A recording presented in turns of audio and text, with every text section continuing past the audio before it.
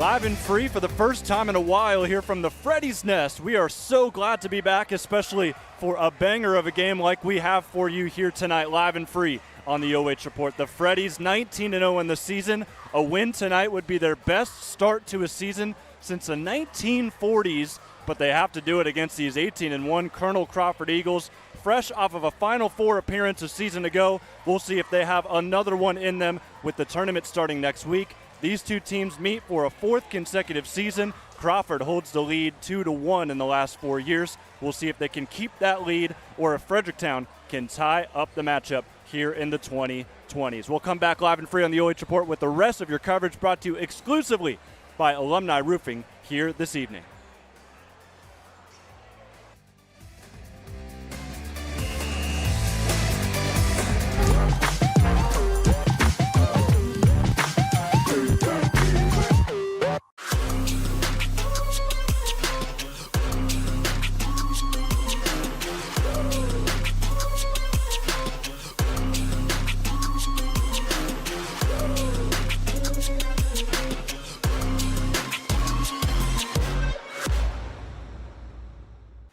I'm Joe Baylog.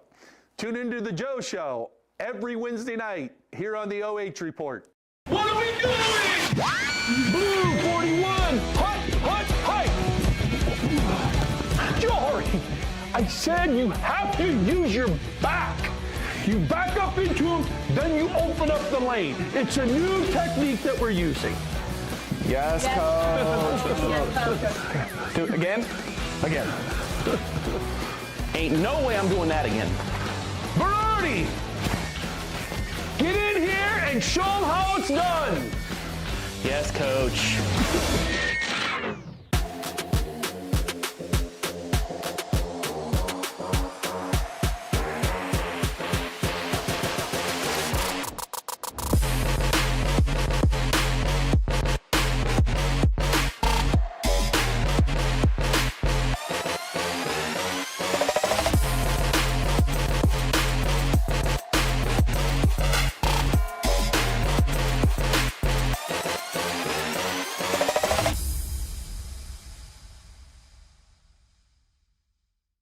Alumni Roofing is a full-service commercial roofing contractor providing commercial and industrial roofing solutions. We provide service to much of north central Ohio, including areas of Columbus, Cleveland, and Akron. Our services include preventative maintenance programs, roof health assessment, roof replacement, metal fabrication, and more. Call 419-884-9715 and mention this ad to receive a great free deal. Alumni Roofing would like to give a shout out to the senior class of 2021. Local sports deserve to be done right. We're built for the communities that support the game. This isn't about one season. Every season matters because every game tells a story. And those stories don't stop at the final buzzer. We're here for every moment, big or small. Watch anytime, anywhere on your schedule. And it's always free to watch. This is the future of local sports. This is the OH Report.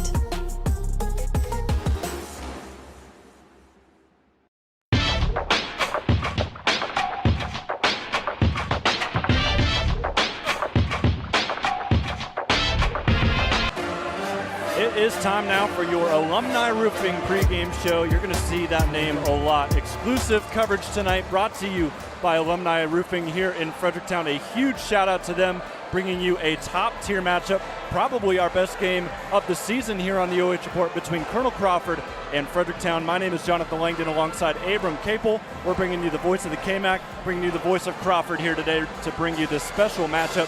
18-1 are those Crawford Eagles, but they go up against a 19-0 Fredericktown team looking to get to 20 wins without a loss for the first time since the early 40s. Abram, we're in for a treat. No, listen, man, I'm excited. Brian texted me yesterday and was like, hey, do you want to call this game? And I was planning on coming down here anyway, just because it's been on my calendar for a couple weeks of, two really good teams, trying to tune up and, iron things out heading into the postseason. So full house here. I mean, I'm sure we'll show the crowd there, but I'm excited to call this matchup and just to watch with my own eyes. And you will certainly hear the crowd as well. It was loud for the JV game. Just wait until we tip off things here this evening. But talk about a tune-up.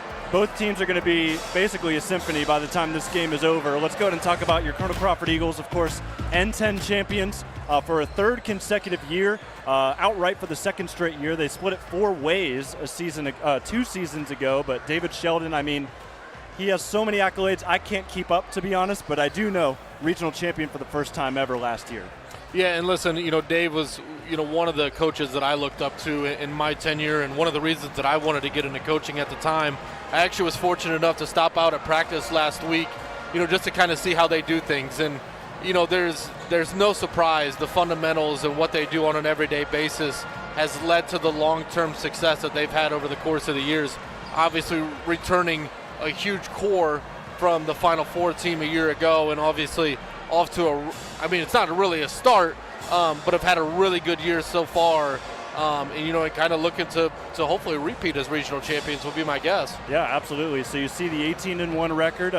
This is their 4th meeting in 4 seasons against Fredericktown. They've seen this team a few times before. They also lead the all-time series 19-6. So Crawford's had the number of this group for a good while, and we're going to go ahead and talk about one of the players that really makes his team run. He's likely going to be the back-to-back.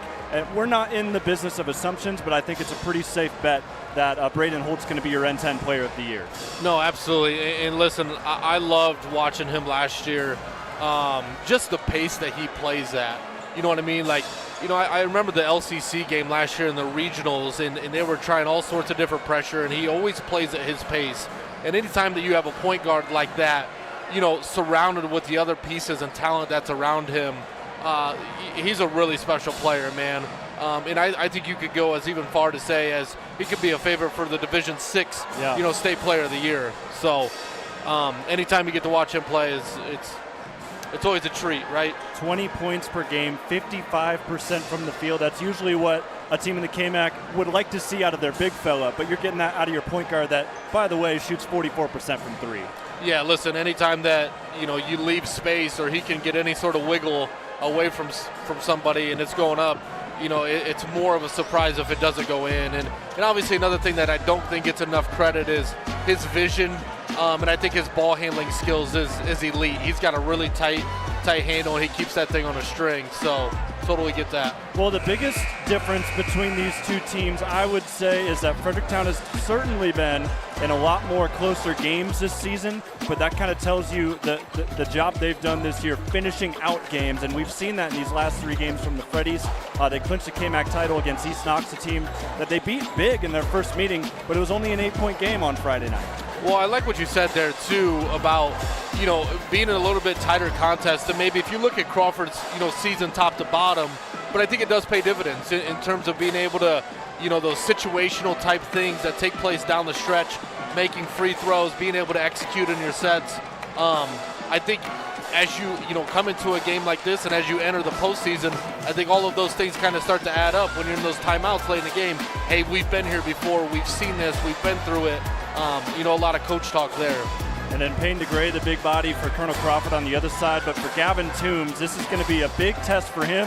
They are in the deepest district, I would say, in the state of Ohio in Division 5. They're going to go up against some big bodies. Gavin Toombs needs to step up today to really help his team win. Yeah, and listen, here's the thing, Jonathan. I've never seen him play in person, but every time I get on Twitter and you see anything that's KMAC related, it's always his name in the headline. So, obviously the matchup, you're looking 6'5 versus 6'5 and, Payne DeGray versus Gavin Toombs. I'm excited to see that head-to-head matchup because, more familiar with the N10, Payne doesn't have that experience night in and night out. So, be curious to see which kind of rises to the occasion today. Payne DeGray versus Gavin Toombs. They have split the series 1-1 against each other. Of course, 2 longtime varsity players for both of these teams, and we're just about set to see the national anthem take over the gym, so that means we will step aside and come back to announce your starters, and then we'll also announce tip-off and everything else along with that here live and free on the OH Report. Stick around.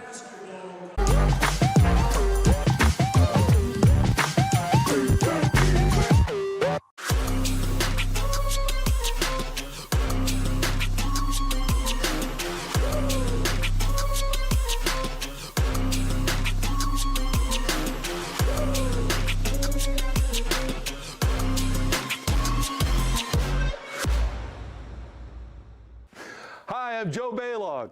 Tune into the Joe Show every Wednesday night here on the OH Report. What are we doing? Blue 41, hut. Jory, I said you have to use your back. You back up into him, then you open up the lane. It's a new technique that we're using.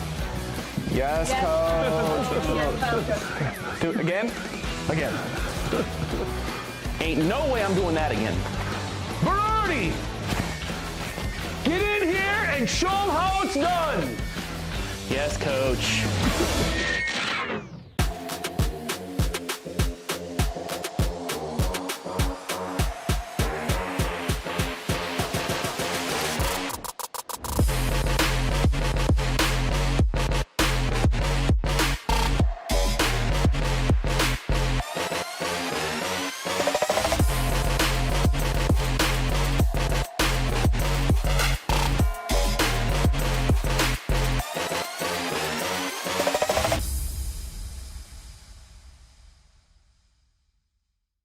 Alumni Roofing is a full-service commercial roofing contractor providing commercial and industrial roofing solutions. We provide service to much of north central Ohio, including areas of Columbus, Cleveland, and Akron. Our services include preventative maintenance programs, roof health assessment, roof replacement, metal fabrication, and more. Call 419-884-9715 and mention this ad to receive a great free deal. Alumni Roofing would like to give a shout out to the senior class of 2021. Local sports deserve to be done right. We're built for the communities that support the game. This isn't about one season. Every season matters because every game tells a story. And those stories don't stop at the final buzzer. We're here for every moment, big or small. Watch anytime, anywhere on your schedule. And it's always free to watch. This is the future of local sports. This is the OH Report.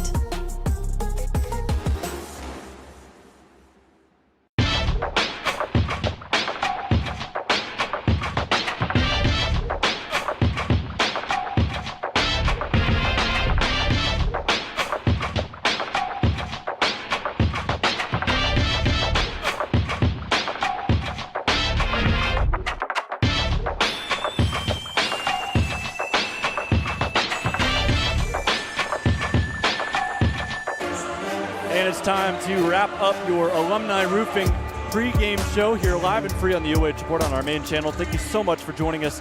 18-1 Colonel Crawford taking on Fredericktown, a 19-0 squad looking for 20 wins out of the gate here without a loss in that record. So Jonathan Langdon here alongside Abram Capel. Let's go ahead and jump into, before we talk about the starting lineups for both of these teams, what these two teams need to do to pull out a win tonight.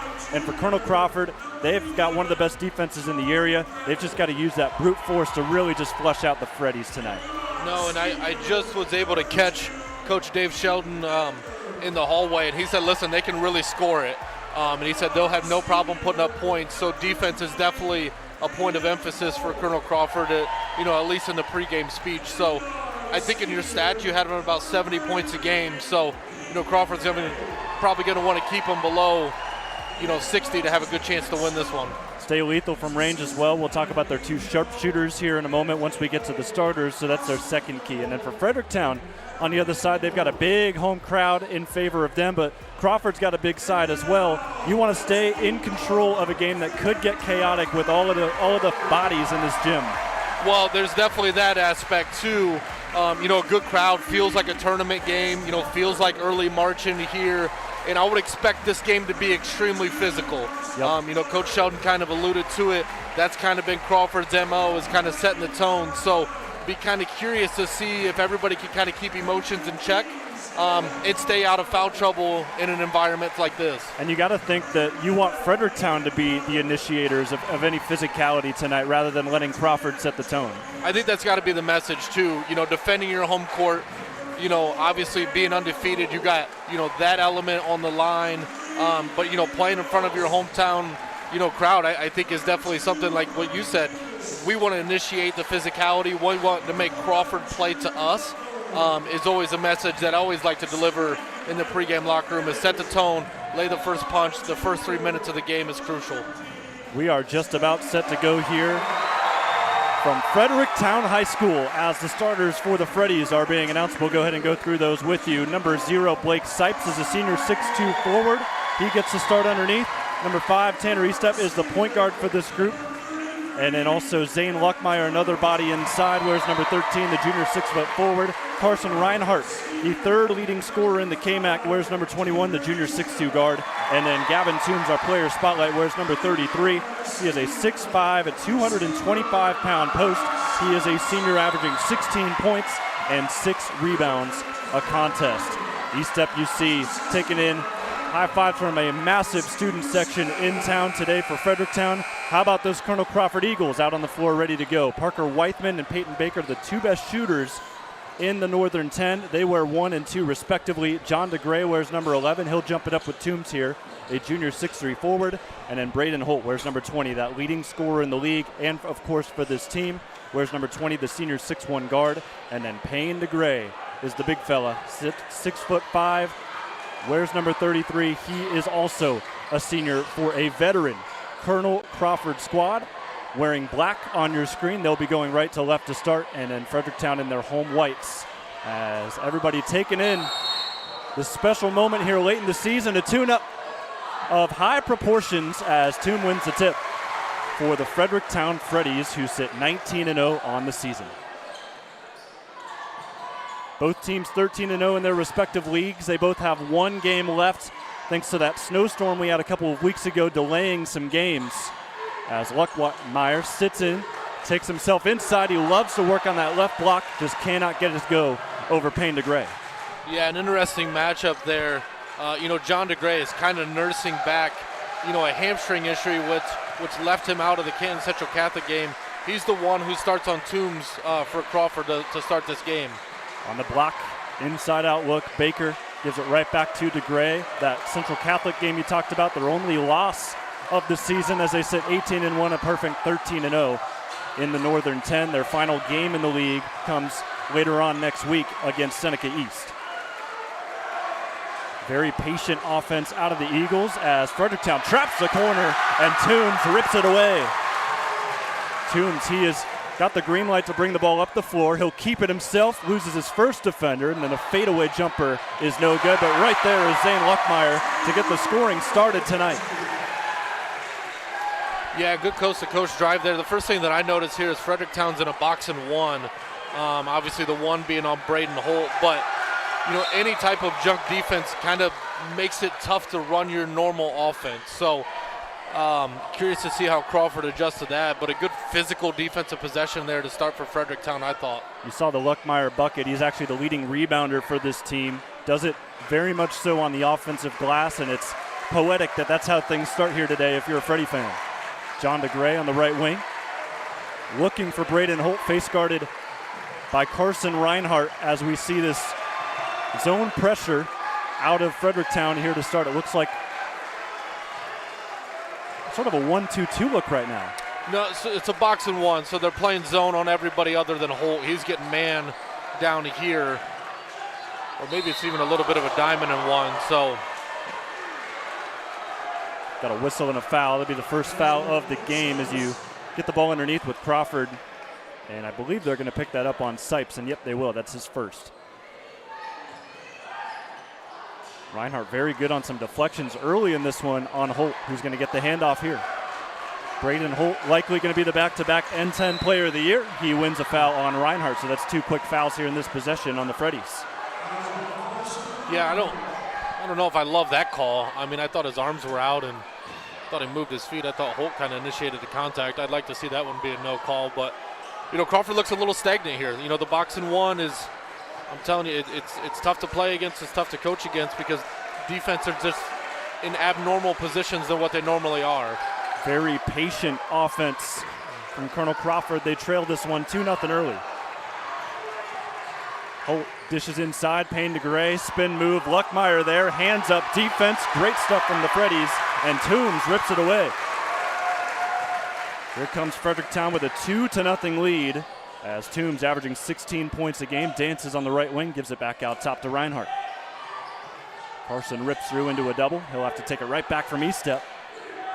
Already 3 minutes gone, just one field goal in favor of the hometown Freddies. Toombs rises, fires through. 4-0 lead to start from the 19-0 Freddies. Listen, that was a really good take there, a really athletic move off the switch. Kind of hung in the air a little bit as he finished that one. And listen, he's had a steal and a really tough defensive rebound. So Gavin Toombs showing early that he's ready to play. Weithman right wing feeds it to the baseline. Back and forth between him and John DeGray. As John gets it back, spins inside, lost his footing. It's a travel.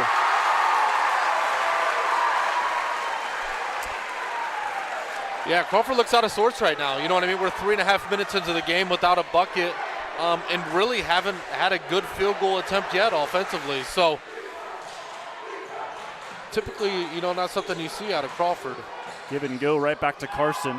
Weithman picks him up. Sipes zips it. Toombs backs down John DeGray. Sipes goes at Payne. Walled up by the 6'5" big fella. Reinhardt catches. Thought about the three a little too long. Ends up taking it. Rebound by Luckmeyer. And Fredericktown's going to keep it here. And you said Luckmeyer is the one who kind of thrives on the offensive glass, correct? Yes. Yeah, and that's his second one. So something to keep an eye on there, to be able to extend possessions offensively.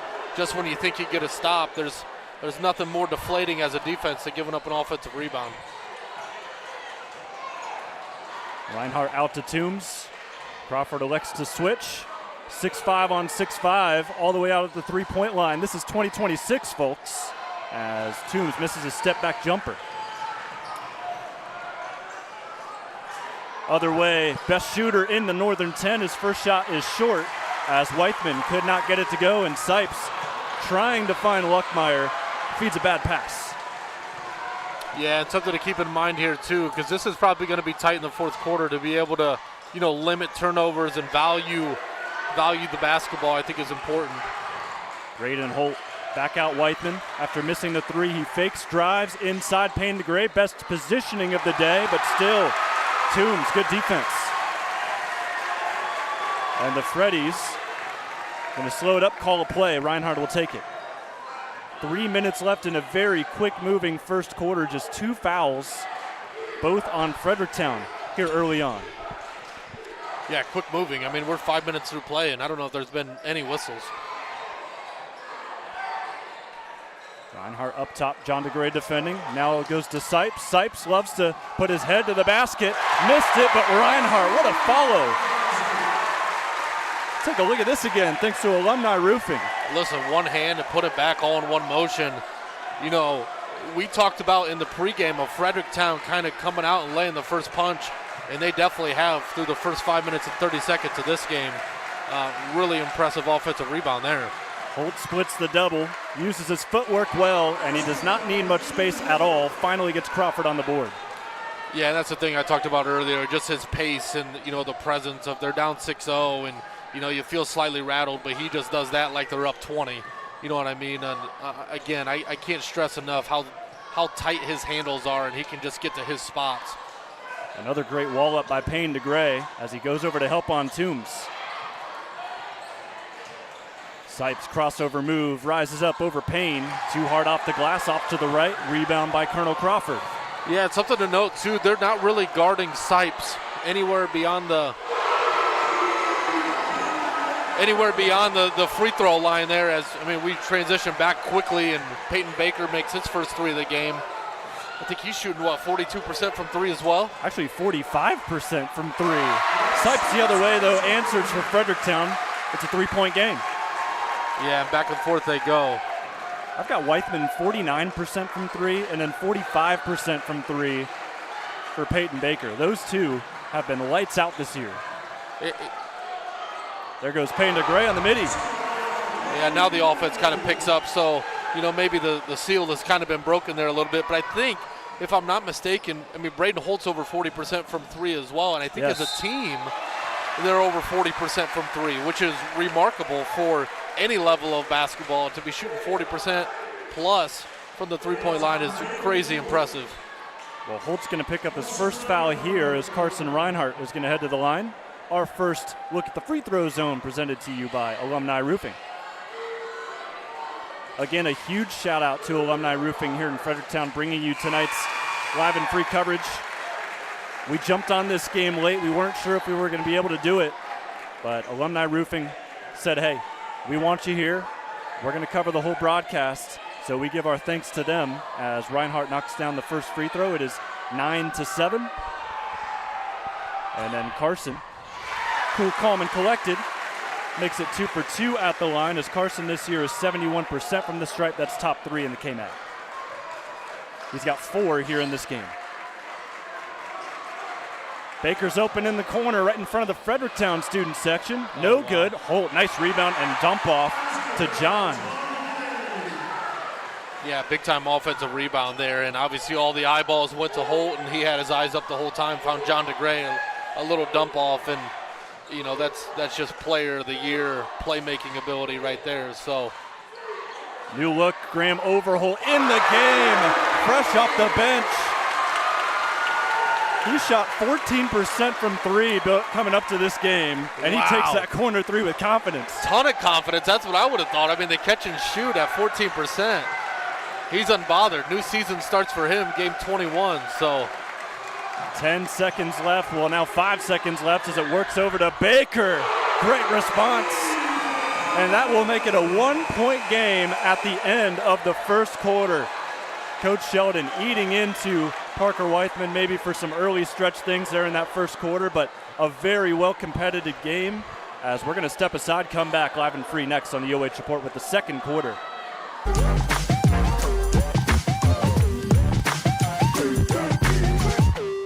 Alumni Roofing is a full-service commercial roofing contractor providing commercial and industrial roofing solutions. We provide service to much of north central Ohio, including areas of Columbus, Cleveland, and Akron. Our services include preventative maintenance programs, roof health assessment, roof replacement, metal fabrication, and more. Call 419-884-9715 and mention this ad to receive a great free deal. Alumni Roofing would like to give a shout out to the senior class of 2021.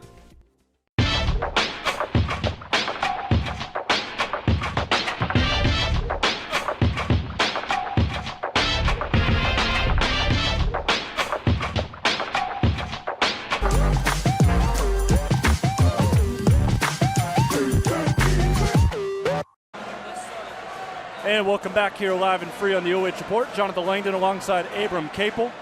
Shout out Logan Hines, my statistician, checking in on scoring for Fredericktown. 4 points for Carson Reinhardt, 2 each for Gavin Toombs, and then also Zane Luckmeyer, and then a 3 from Graham Overholt. If you're a Fredericktown fan, that may come as a surprise. He was not shooting it well coming into the game, but he came right into this one and lit it up. Nice lob here for Colonel Crawford. To start the second quarter, they take their first lead of the game with John DeGray. Listen, that's a classic, Joe Baylog, Dave Sheldon set coming out of the timeout against basically a 2-3 zone on the bottom, but an easy lob play to kind of get you jump started here in the second quarter. Maybe that motivates them here on the defensive end because I think they've struggled down here a little bit. Freddy's held most of the momentum there in the second, but maybe that first play shifts things as Reinhardt takes a tough shot, rebounded in by DeGray. Other way we go. And here's the thing that I do like about Fredericktown early on, though, is they're attacking Payne DeGray.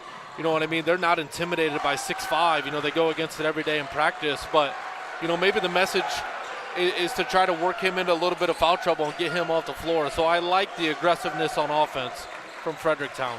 Crawford up by 1 of the top teams in Division 6 taking on a top team in Division 5 here tonight from the Freddy's Nest. As Weithman keeps the ball swinging, defended here by Tanner Estep. Baker switches corners, steps it back there, looking for DeGray. Great seal off by Toombs. Yeah, and Fredericktown defense has more morphed into like a diamond and one versus a traditional box and one. You can kind of see the bottom 2 defenders are flattened out to kind of front and back both the DeGrays, and then obviously be able to get to Baker or Weithman in the quarters. I like the strategy that they're using defensively. Baker open again. This one off to the left. That would have been his third 3 of the game as Estep brings in the rebound. They'll give it back off to Carson Reinhardt. Cross court to Toombs. He'll take his time with it. Crawford scoring-wise. They've got 6 points from Baker, both from threes. 2 points, or now 4 points from John DeGray. 2 points for Braden Holt, and then 2 for Payne DeGray. Over Holt in the corner. Skips a pass towards the top. Toombs will hold it up again. So Fredericktown, 4th straight year as a KMAC champion, competing here with the N10 champs. Toombs, long shot. As it's rebounded by Overholt. Reinhardt with a nice open look, just could not knock it down.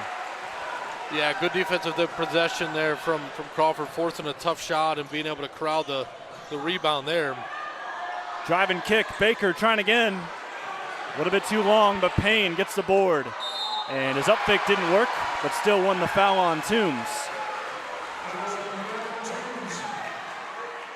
So up some free throws here, I believe, for the first time today for Colonel Crawford. And here's the thing, Jonathan, too, as you're in kind of this abnormal defense and you're essentially in a zone, you're not connected to a body, which leaves you, I guess, subject to giving up offensive rebound, and Payne DeGray was able to corral one there. Now, good thing for Fredericktown, I think Payne is a sub 50% free throw shooter, so if you're going to foul anybody, this is probably your guy versus giving up an easy layup as he misses both there. 44% coming into the game. But fortunately, Crawford gets the offensive rebound. Holt takes a screen. Thought about shooting. He'll get it right back from Baker. Braden Holt still being walled up nicely by Carson Reinhardt. Holt, however, gets an inch of space. Nearly made Fredericktown pay for it. Another offensive board. DeGray dribbles through. Goes to his left. It's money. Wow, that's a really tough left-handed finish, kind of falling away. I thought Gavin Toombs did a great job kind of staying vertical defensively, but just got to tip your hat when a shot like that is made. Absolutely. Payne DeGray with 4 here in this first half. Toombs goes back to Reinhardt. Fredericktown in their play for head coach Derek Dibling in his 10th season with the Freddies. Half of David Sheldon's tenure in his 20th year. Great box out from Baker on the miss. Yeah, really good box out there. I like Fredericktown on offense. I really do. I think they're being aggressive, but in the same breath, I think they're being patient. Braden Holt steps in, rattles it home. As you were saying? Oh, no, I like what they're doing offensively. So, they've been in a little bit of a drought here for a minute and a half or so, but, stay the course. I think you're doing good things. I think you're getting good looks. Good pass there. Dumps it off, but Sipes does not finish. But after the miss, you hear a whistle. And Blake Sipes is going to get a chance at the free throw line. Now, the good thing for Crawford is he is also a 44% free throw shooter. Gotcha. Yeah, and that call came from kind of across the court. And I thought it was a little late because the whistle wasn't blown until after the shot was missed. So, but nonetheless, he steps up to the line and shoots that one and makes it with confidence. 12.5 points per game for Blake this year. 6 rebounds, just under. 2.7 steals is the big thing. Whenever Fredericktown plays some lesser competition, they like to play a 1-2-1 or a 1-3-1 full court. He's at the top. He typically gets all the steals. Okay. Not seeing it today, of course, as they've had to adjust to this fantastic Eagles offense. DeGray escapes a double. John gets it now, floats it over Toombs, a little short. Rebound by Sipes out to Eastep in space.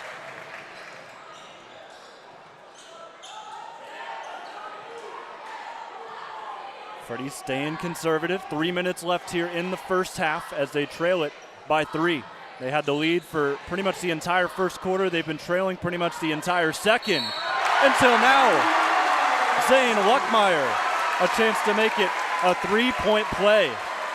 And my mistake, I forgot to add the free throw on the other side. This is the correct score here, 18-17. Well, Jonathan, you would know more than me. Does Luckmeyer play football? Because he looks like a football kid. He definitely does. If you go a to Fredericktown, you play football. Okay, checks out. That was a really good physical take. Now notice he shot his free throw left-handed, as when he puts the ball on the deck, he's truly trying hard to get back to his left hand. So, that kind of checks there after that one. But my question for Fredericktown this year was, when Luckmeyer really gets scouted in the postseason, is he still going to get to that left block? The answer today has been a resounding yes. As it looks like the shot's going to count here. And there is a foul on Luckmeyer, who's looking to close out, and he just plowed through John DeGray. Yeah, he just ran through the screen there right after we got done talking about physicality in football. He just decided to kind of bench press John DeGray to the ground, and now you're looking at potential, 5-6 point possession if you're Crawford after the made three. So a huge shot there. Who knocked that down? Was it Weithman? Yeah, it was Weithman that was able to bring that one home.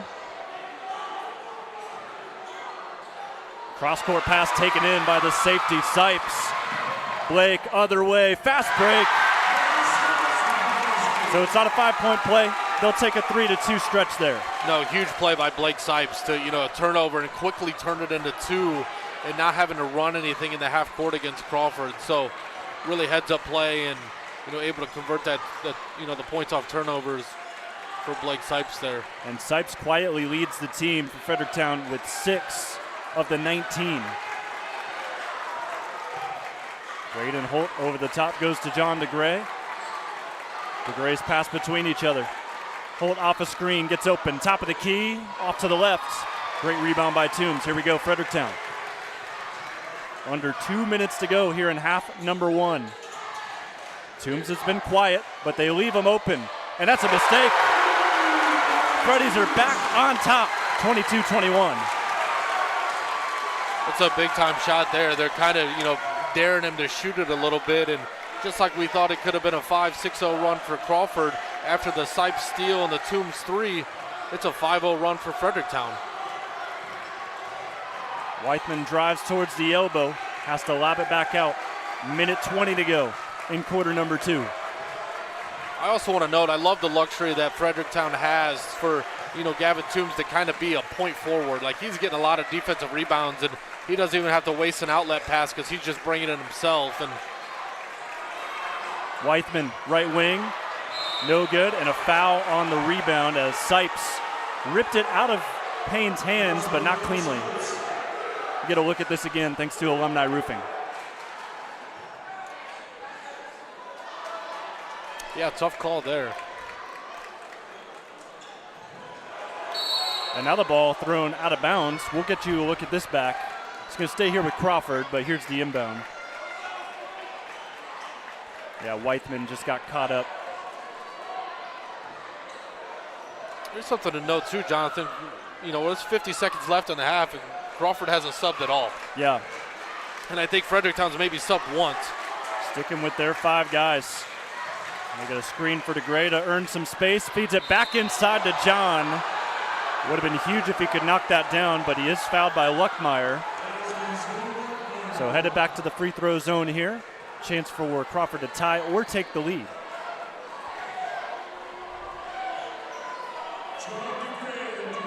John DeGray this season, a 30% free throw shooter. That's been the struggle this year for Colonel Crawford. But he does swish that first one to tie us up. But Crawford, 52% from the line. That's 7th in the N10.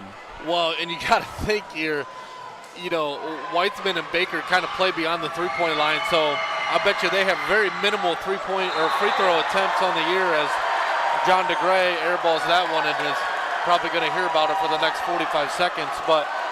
And my condolences for the replay as well. But the John and Payne DeGray are probably taking 70% of the free throw attempts. And, we talked about both of them being sub 50%. It's not a huge shock that, the team free throw percentage is a little bit lower than obviously Coach Sheldon would like it to be. So something to keep in mind down the stretch as we're tied at 22. Very entertaining, low scoring first half. Ball swings the east step. He usually has one big shot a game in him. He gets it out to Toombs, but another long board from Luckmeyer. 12 seconds left. Inside, they go to Sipes. Off glass, no good. Ball tapped out of bounds. It'll stay here with 6.9 on the clock. Listen, if Gavin Toombs would have made that straightaway 3, this place would have probably went nuts. 7 seconds here to go in the quarter. Baseline out of bounds. They get it just inside to Sipes. They'll go back and forth. He loses it. Baker scoops it. and Holt will hold on to it, and that will end the half. A little bit anticlimactic there, but still, Colonel Crawford and Fredericktown tied up at 22. This is why we're here, folks. It's going to be a great second half. Stay tuned here on the OH Report for this game, presented exclusively by Alumni Roofing.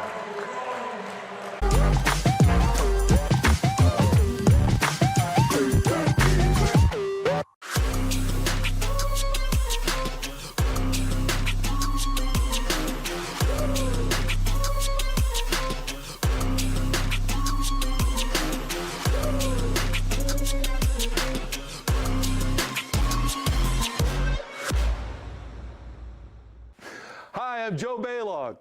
Tune into the Joe Show every Wednesday night here on the OH Report. What are we doing? Blue 41, hut.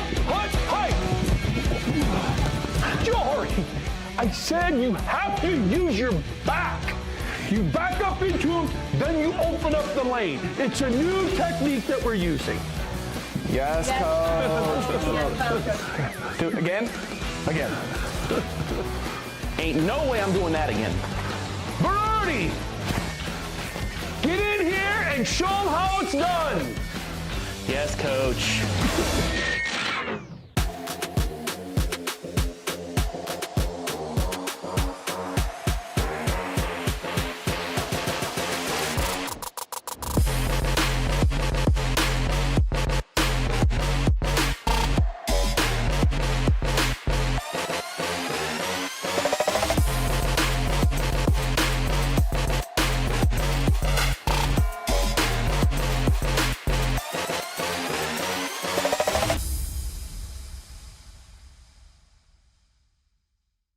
Alumni Roofing is a full-service commercial roofing contractor providing commercial and industrial roofing solutions. We provide service to much of north central Ohio, including areas of Columbus, Cleveland, and Akron. Our services include preventative maintenance programs, roof health assessment, roof replacement, metal fabrication, and more. Call 419-884-9715 and mention this ad to receive a great free deal. Alumni Roofing would like to give a shout out to the senior class of 2021. Local sports deserve to be done right. We're built for the communities that support the game. This isn't about one season. Every season matters because every game tells a story. And those stories don't stop at the final buzzer. We're here for every moment, big or small. Watch anytime, anywhere, on your schedule. And it's always free to watch. This is the future of local sports. This is the OH Report.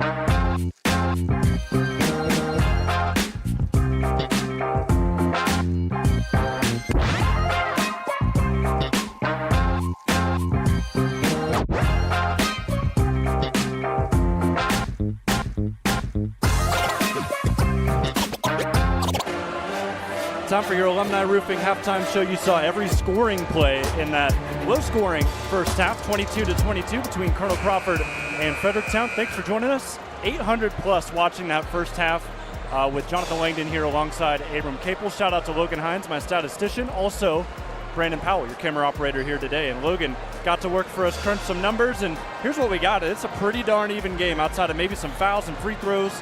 But when you look at the rebound battle and how these teams are scoring, they're kind of going back and forth here.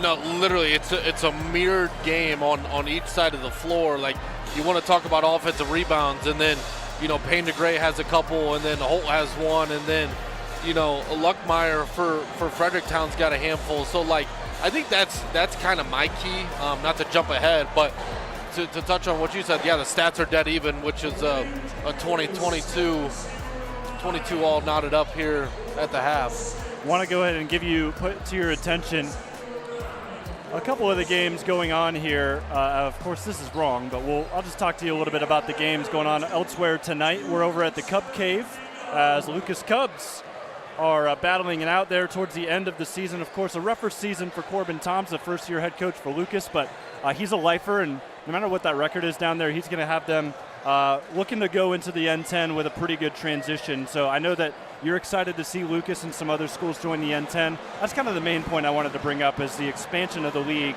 from the N10, of course, which is basically the N8, and now it's going to be, I believe, the N16.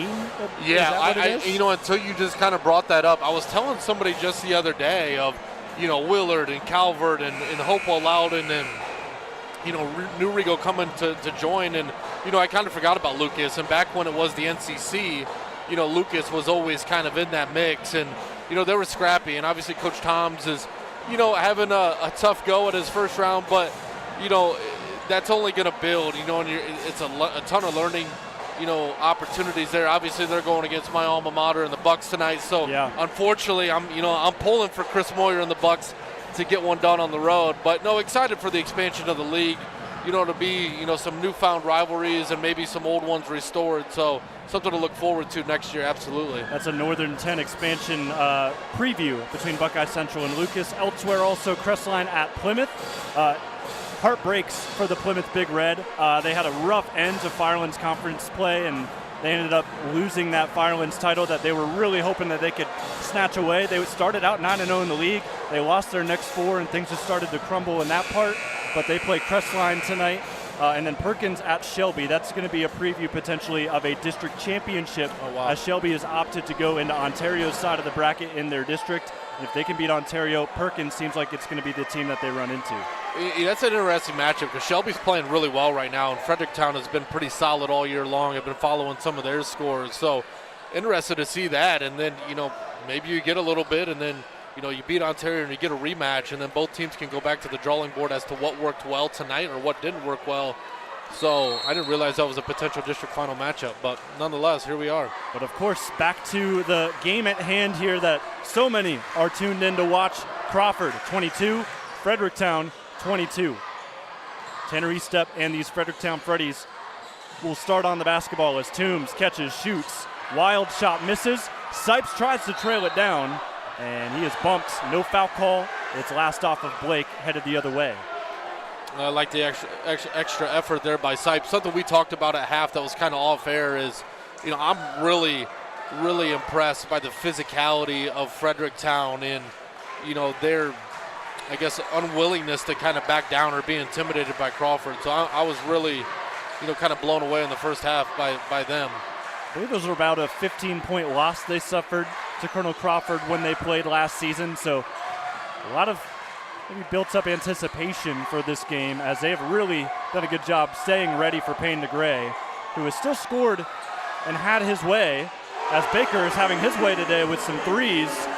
But they've been able to keep Payne DeGray, I think, at a modest now 4 points. Well, and here's the thing, as they're packing it in, and Baker and Weithman have had open looks, it's clear what the priority is defensively for Fredericktown, and they're putting a lot of attention there. So Carson Reinhardt lays that in. It's a good take there, but that's what makes Crawford so dangerous is, Weithman and Baker's ability to shoot it at a really high clip. It's kind of like pick your poison. Reinhardt now ties the team lead for Fredericktown. He's got 6 along with Sipes. Both teams were tied in the rebound battle at 10. Both teams had knocked down 6 twos. Pretty much even on the stats across the board if you missed our halftime show. And it's near even on the scoreboard, but Crawford hitting a 3 and Fredericktown settling for a layup. That's the difference here in this half. Holt stays away from the trap in the corner, dances on the sideline, and Sipes going to tap that a little bit too far out of reach. Almost a crazy athletic play to get 2 in transition there from Blake Sipes. Something that intrigues me is Weithman's not really looking to kind of shoot the ball. I mean, I think he's turned down a handful of open looks, and obviously I don't know what the conversation is at halftime, but I feel like he's turned down some open threes, which, he takes and makes 1 or 2 of those. Well, Baker's not afraid to shoot today. He misses. DeGray rips away the board from Gavin Toombs, who's pleading his case for a foul, but it ends up going on Fredericktown. So they're going to let Baker shoot these threes despite him having 9 points off of them. And then you saw the rest there thanks to Alumni Roofing.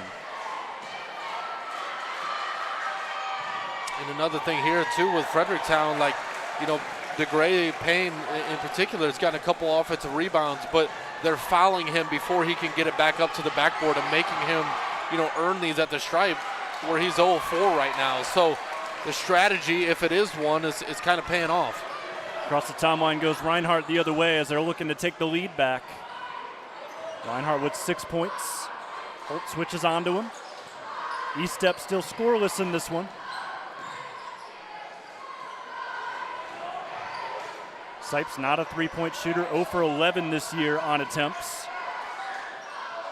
Holds it out top. Reinhardt will play 2-man game with him, out to Luckmeyer. Fakes the 3, drives in right over to Gray. He wins a foul. I believe it'll go on Baker here, trying to strip in from behind. And that is the call. Yeah, and that's the second time that I've kind of noticed Luckmeyer, get by Baker off the bounce and work his way to the free throw line. He's got a good first step. And I don't know if he shoots it from 3. But maybe give him a half a step if you're Baker here. 62% from the line. He knocks in the first to tie us up at 25. Luckmeyer went to the free throw line the most out of anybody in the KMAC this year. This is going to be free throw number 80 for him this year. And it will rattle in. Back in front go the Freddies. 5 minutes to go in quarter number 3. Fredericktown has won this quarter so far 4-3. As John DeGray sees a lane. Toombs there to cut him off. Looking for Holtz. Just able to get that handoff away from E-Step. As Holt has been corralled in by this Fredericktown defense as they force a turnover.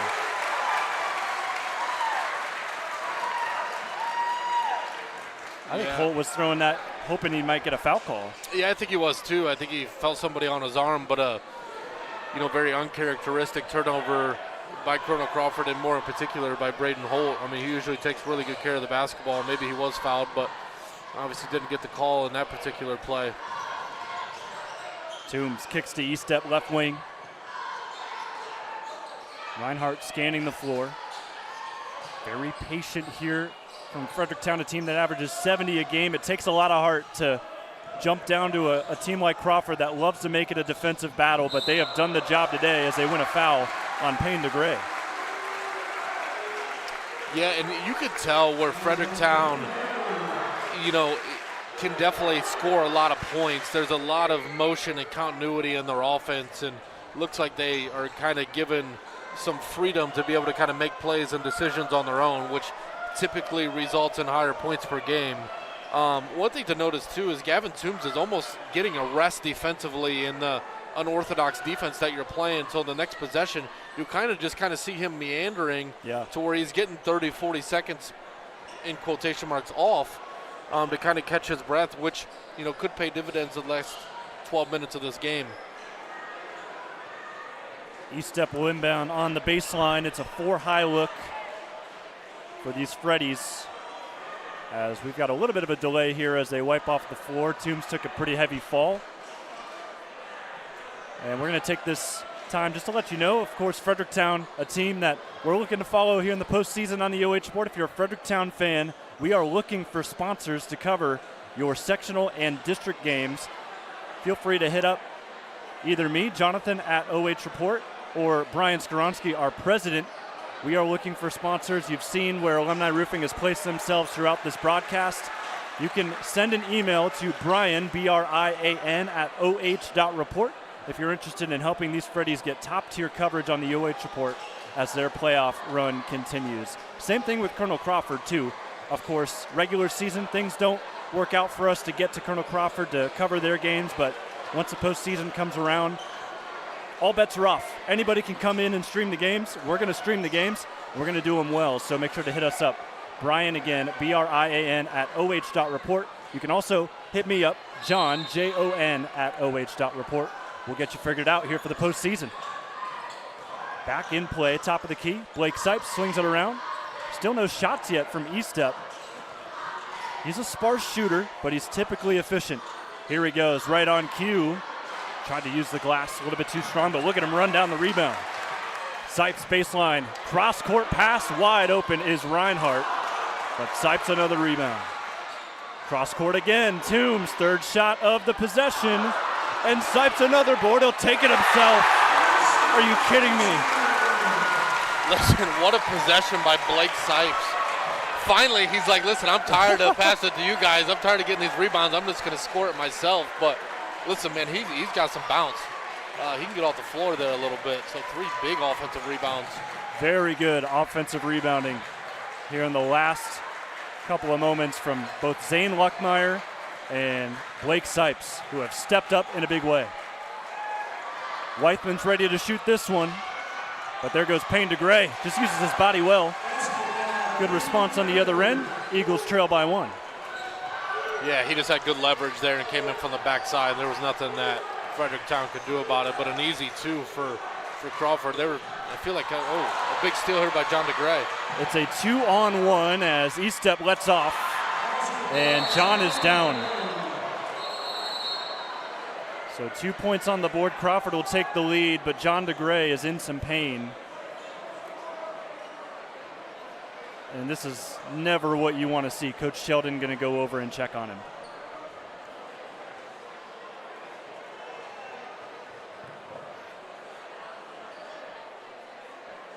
So John DeGray got a steal, was able to turn it over from Gavin Toombs, took it the distance, laid it home. Did not collide with E-step at all, as Tanner actually led off on the play. So this is a non-contact injury. Oh, man, you hate to see that. That makes me sick to my stomach. I mean, you can tell that he's in a ton of pain down there. God, you hate to see that. So as they take care of John, we're going to step aside and come back here live and free on the OH Report as both teams in their huddles trying to finish up. 2:44 to go here in the third.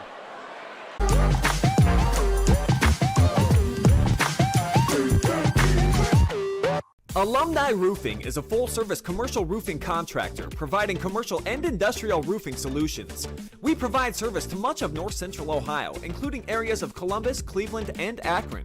Our services include preventative maintenance programs, roof health assessment, roof replacement, metal fabrication, and more. Call 419-884-9715 and mention this ad to receive a great free deal. Alumni Roofing would like to give a shout out to the senior class of 2021.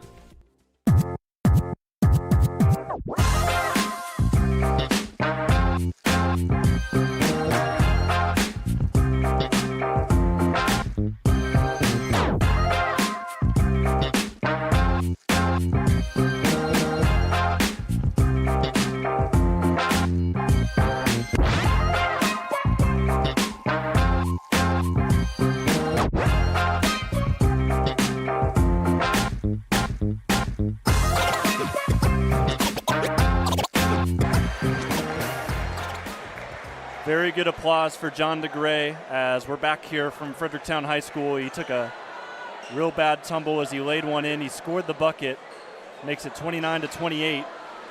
But John DeGray, a non-contact injury, will take him out for the rest of this game. And from that point on, you're just hoping for the best from there. Really devastating to see that in a game of this proportion. No, yeah, and it obviously puts a lot of bad thoughts into your head moving forward, but yeah, he just made an incredible play for them to regain the lead there. So Tyler Lash, next man up. First substitution of the game for Colonel Crawford. Yeah, you heard that right. They have gone with their starting five the entire way up until John DeGray is forced out of this game. Reinhardt drives baseline and wins a foul here. Free throws coming for the Freddies as they look to get back in the lead in a game that is, as we've said all game long, back and forth. Carson Reinhardt with 6 points today. Looking to add to it at the free throw zone thanks to Alumni Roofing. First one is in. We are all tied at 29. And I can't help but not look over at Coach Sheldon, who is just, you could tell he's devastated over there on the sideline from losing your big guy, John DeGray, for likely the rest of this game. 30-29, Freddies lead. Jumping of the pass, Tanner Eastep, first 2 points of the game are an explosive 2 points. Yeah, and just an unfocused play there by Braden Holt. And Eastep, like you said, just saw a mile away, jumped in the passing lane, an easy 2. And the play of Tanner Eastep these last 2 weeks has really turned this team, as there's a great pass to Payne DeGray to make it 31-32. It's turned this Fredericktown team, at least in their district, as the best starting 5 in their district. They're going to have a lot of people game planning and really just scratching their heads on how to guard him. Sipes inside, though, misses the layup a little strong off the glass. Yeah, and you could see, where Fredericktown obviously is undefeated because it is a tough guard. I'm not really sure. We got a foul heading to the baseline here is, I believe, Eastep. He had a hand on the ball, but the official that made the call didn't have the greatest angle. But we will reset on the baseline for Crawford.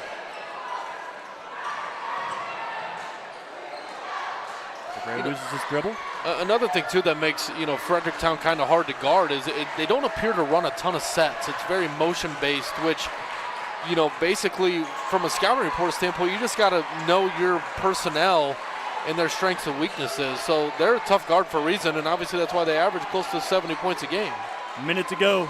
Peyton Baker, he's been the hot hand today. And there he is again to take the lead back for Colonel Crawford, 34-32. Yeah, listen, I like the confidence that he has. Actually, after practice last week, I grabbed him. I remember when he was in 8th grade, and I said, listen, man, the amount of work that you have put in these last 4 years is clearly paying dividends, and, happy for his success. 12 points for Peyton Baker. Ball squeezes through to Toombs, but he left it short on the layup. Just lost his positioning underneath. Braden Holt the other way, holds it up. Coach Sheldon puts 4 fingers up, call is 4.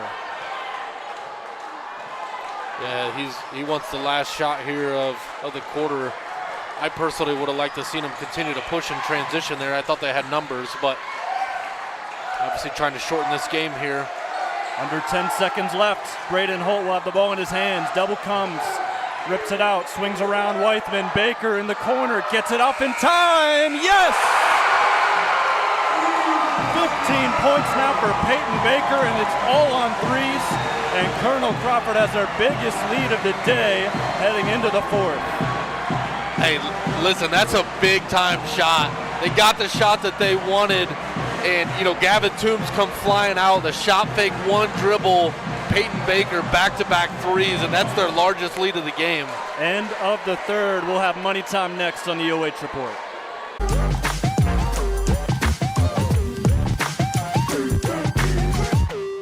Alumni Roofing is a full-service commercial roofing contractor providing commercial and industrial roofing solutions.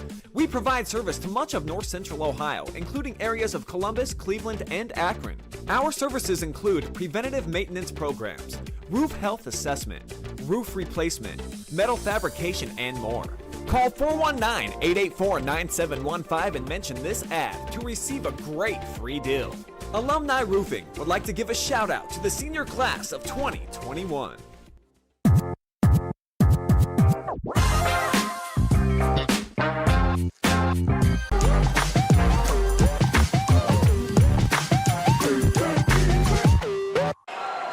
It is money time on the OH Report. Jonathan Langdon, Abram Capel.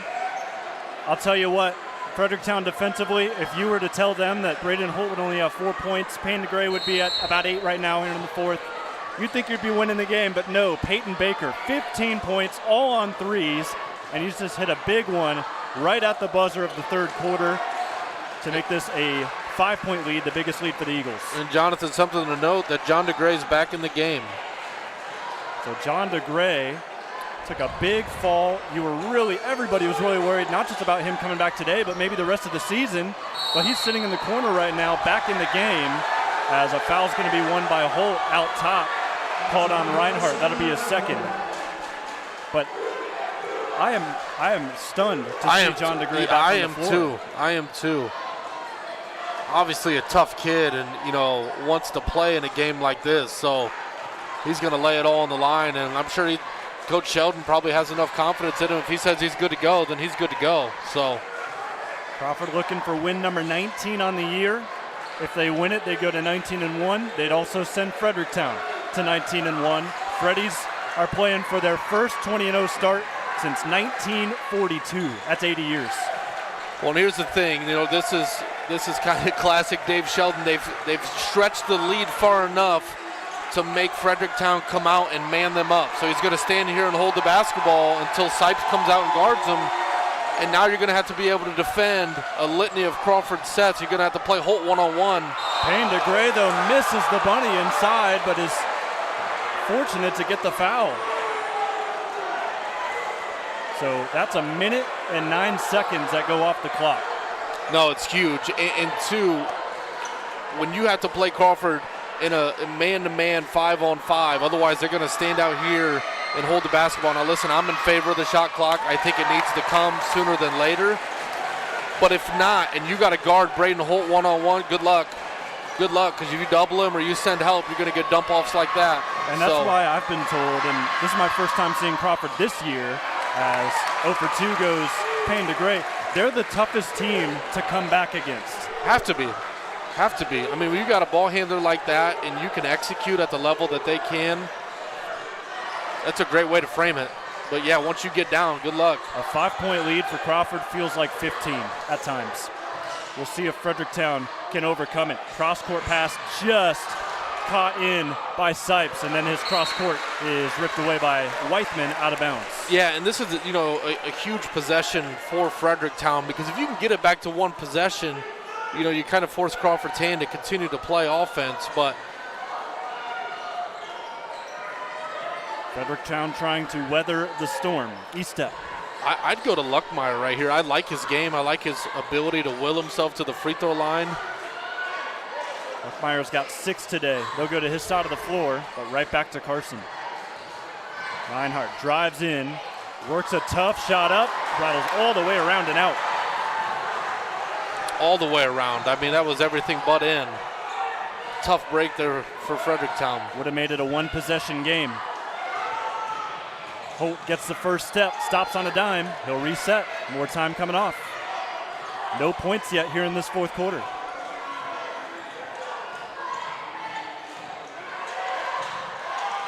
Nearly lost it there. Weithman there to pick up the scraps. And Parker sees a double come, gets it away to his guy. Great possession by these Colonel Crawford Eagles here in the first 3 minutes, basically, of this fourth quarter. Playing keep away. Just really kind of want to shorten the game here a little bit. You're at a minute 30 at this possession, so. Crawford also a tough team to turn over. They've only had 5 turnovers in this game. And we're at 5 minutes left. Weithman in space. This is just well-disciplined basketball. Listen, and if you're Fredericktown, I don't think you need to trap all over the place yet. As we're going to have a timeout. Coach Sheldon calls it. So it'll be a full timeout. Both teams going to get a rest. And believe it or not, folks, that is the first timeout we have seen called in this game.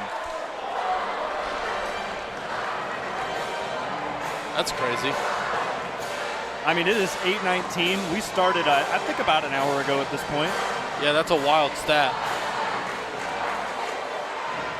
So shout out to those Fredericktown cheerleaders as they look to hype up a massive student section today. ESPN night for the Fredericktown student section, as it has been for a lot of schools that I've been at least the last couple of weeks. Colonel Crawford, it's a blackout on their side. A lot of the football guys standing the entire day, well, of course the entire student section, but Eagles looking to go to 19-1. Their one loss to Canton Central Catholic a couple games ago. Yeah, without John DeGray. So they were a little short-manned in that game. I think, I'm kind of thinking about what I'm doing here if I'm Fredericktown. I'm probably trying to get this into the bonus early. One of two things. Obviously, you try to get a steal here on the inbounds, but then work yourself into the bonus and, maybe you foul a team early that's shooting, 50% from the year on the line. Obviously, be careful who you foul, but, you can't let Crawford eat 2.5 minutes off every possession, or that 5 points is going to feel like 25, not just 15. Dangerous pass. But Payne able to snag it away. Weithman maneuvers. And there is a foul. So we'll reset here on the sideline. Yeah, somebody like Graham Overholt, who's in the game, I think, or at least he's on the sideboard. No, he's not in the game. But Tanner Estep, he's got one foul. Like, I'm fouling here. You know what I mean? Yeah. You're going to have to start building them up eventually. You've got 2 here in the fourth, so you got to get 3 more. Send Crawford into the bonus. But some prime real estate in the possession column for Colonel Crawford. Baker 15 points on threes. He's told not to shoot it yet. Bolt dances around again, dumped inside to the block. DeGray gets his man in the air and still able to finish it off. 7-point lead now for Crawford as the biggest lead continues to grow. 10 for Payne. And this is what you talked about, Jonathan. They're tough to come back against. Reinhardt might resolve to hero ball here momentarily, and that might be a dangerous sign if you're the Freddies. Fortunately, though, Carson wins the foul here. Because you got to think, Abram, how were you able to stay in this game? It's not straight line dribble drives from Carson Reinhardt. You got to get back to what was working in the first half. No, I agree. I mean, one-on-one's probably not the answer right now, but, he's fortunate enough to get to the line, chip away at it without any time moving off the clock. So, what I'm curious to see is, do they come with any full court pressure? You had alluded to it earlier that that's kind of what they do. Maybe against some lesser teams, but do you pick up Crawford in a full court manner? Well, they're going to talk about it, see what they want to do here. Yeah, timeout from Coach Dibling. Going to be the first for Fredericktown today. Huge shout out to everybody watching here on the OH Report. Great game. One loss between the two sides here. Both looking to tune themselves up for tournament runs. Fredericktown in one of the best districts I think we have ever seen out of the Central District. They're in Division 5. 19-0 gets them a 4 seed as they will face Pleasant, the 8 seed, on Saturday, February 28th. They've got a couple more games before that, so they're going to stay well informed. They play Utica next, I believe, on the 20th, and then they wrap up their KMAC season against Mount Gilead right here at home. But as we said, Fredericktown, 4 seed in the district. If they beat Pleasant, they would play either number 6 Fairbanks, or they would turn right back around and play Mount Gilead again on Wednesday, March 4th. So things could get interesting for the Freddies as they get out of this timeout, and here is that full court pressure, Abram.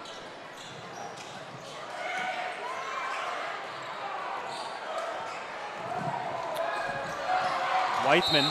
See, I love it. I love that foul. You're aggressive. You're going for the ball. Nothing's hurt. You stop the clock. Maybe you get a tip on a sideline out of bounds here. So, I mean, I'm chomping at the bit over here. Yeah. You know what I mean?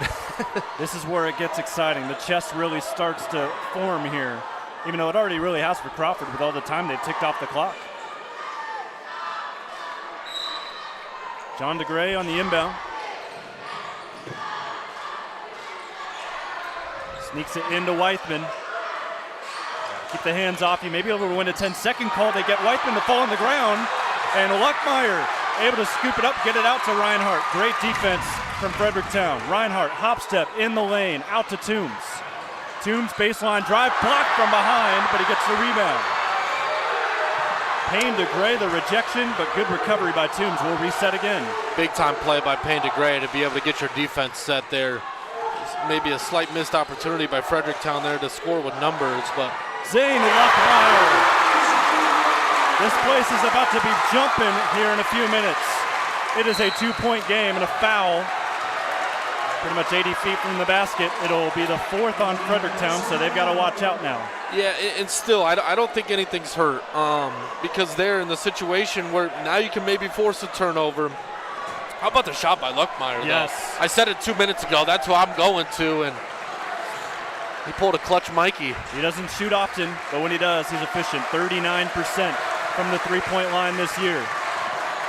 Holt across the timeline goes into E-step. Fredericktown wanted a foul. Crawford wanted one too, and now it's going to go on Sipes. Here's that whole play. But look at Holt. And listen, you know, that's probably the only guy you don't want to foul. And I can't talk enough about how crafty Braden Holt is with the basketball. I know they're wanting an offensive foul, but rare miss from him. You will certainly take that if you're Fredericktown, because the worst they can do now is a three-point game. Yep. Braden Holt, an 84% shooter at the line. Keeping the Freddies close, 40-37. Fredericktown up the floor with Carson Reinhardt, who's got 10 points to lead the way. And if you're Fredericktown, you don't need a three just yet. I mean, there's still a lot of time left. Get a high percentage shot. There it is. Carson Reinhardt lays it home. It's a 1-point game. What a gutsy shot over Payne DeGray. Not shying away at all. He's got 12. No, they haven't all night. They've attacked him right from the tip, and a big-time finish there. Holt around Reinhardt, crosses around, E-step, resets to the top on the Freddy logo. 2 minutes to go. Dos minutos here in a very tight battle between conference champions. Out of bounds last off Fredericktown. Timeout Fredericktown as well. Colonel Crawford 2 for 10 at the free throw line tonight. I was just going to ask after Holt missed the first one what they were. 2 for 10. And that's why, you know, if you're Fredericktown, make them earn them. You know what I mean? Because if you double out front and then you end up giving up a layup on the backside because you were doubling near half court, foul them. Make them make shots. At the end of the day, these are high school kids. You're not fouling SGA. You know what I mean? Where it's automatic. Like, big crowd, tough environment, on the road if you're Crawford. In fact, the story for me, anybody that's checking into high school basketball for the first time this season, the story of this year has been the struggles at the free throw line. In the N10, I was looking at the stats the other day, the league as a whole, 59% from the line. In the KMAC, it's just a little bit better at 60. Wow, yeah, I mean, it's unprecedented. It is, and it's tough, man, because, like,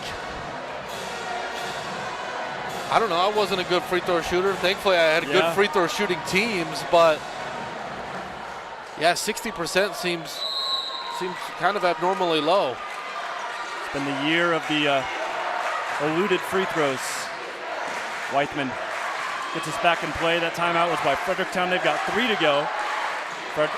Colonel Crawford has 4, indicated by the dots on your scoreboard, presented by Alumni Roofing.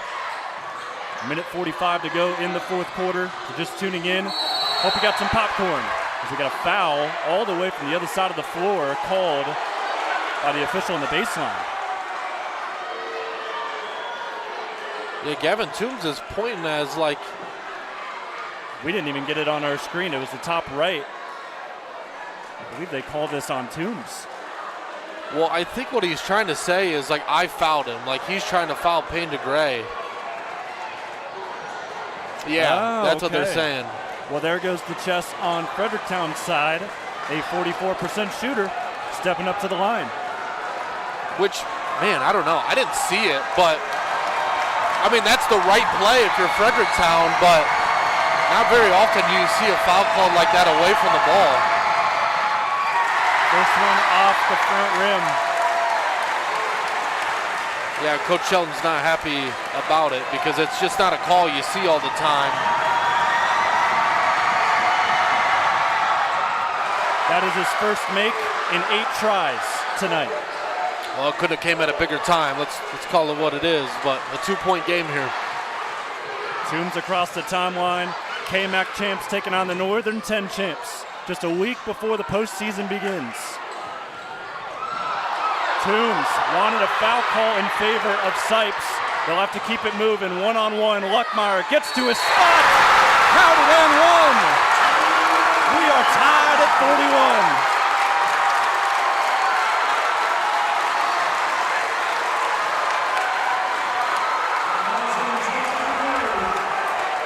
11 points for Zane Luckmeyer, and he's got a chance to tie the team lead with 12 here at the line.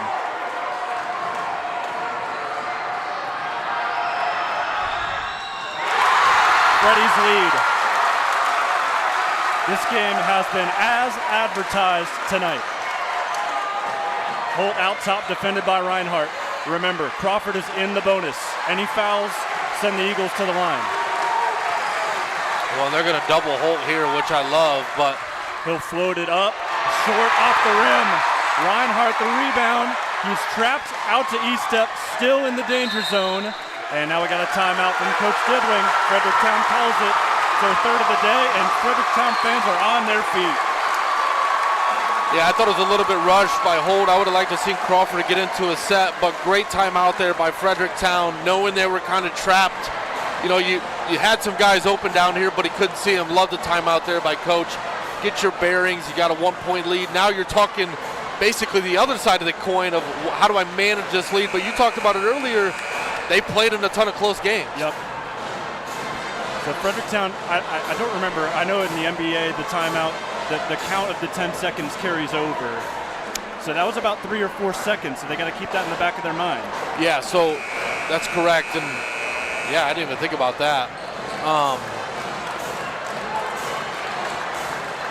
Yeah, let's see what they do here. So Fredericktown has used 3 timeouts, correct? Yep.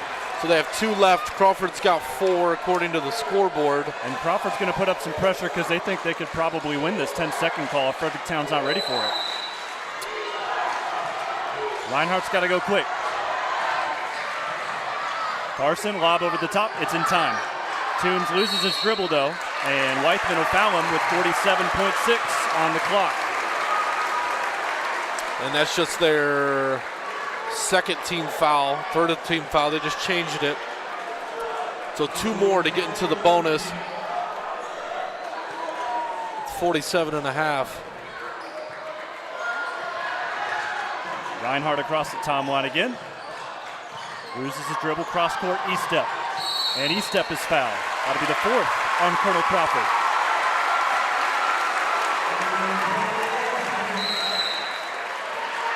And a timeout. This one called by Coach Sheldon.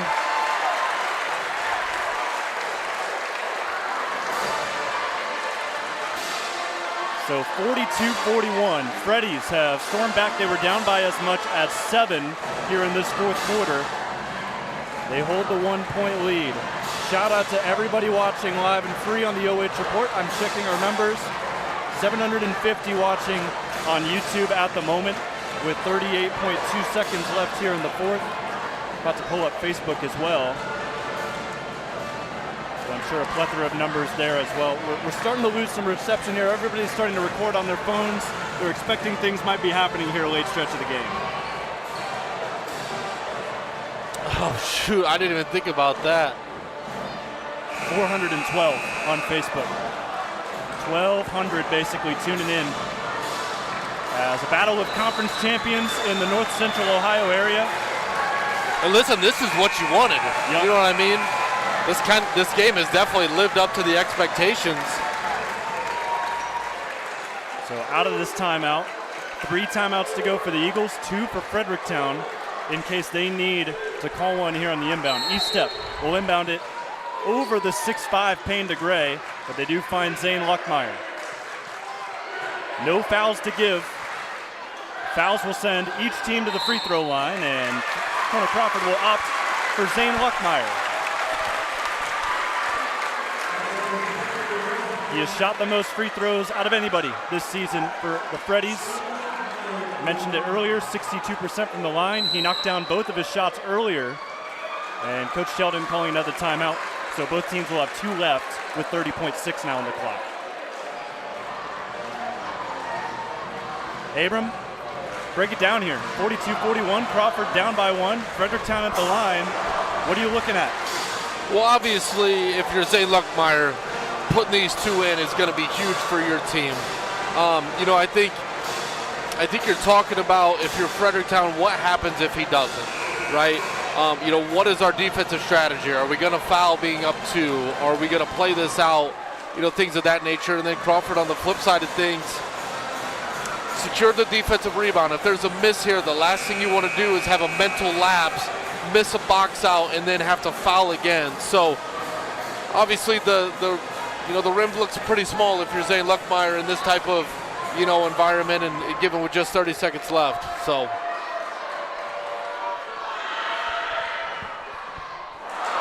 Luckmeyer off the back iron with his first free throw.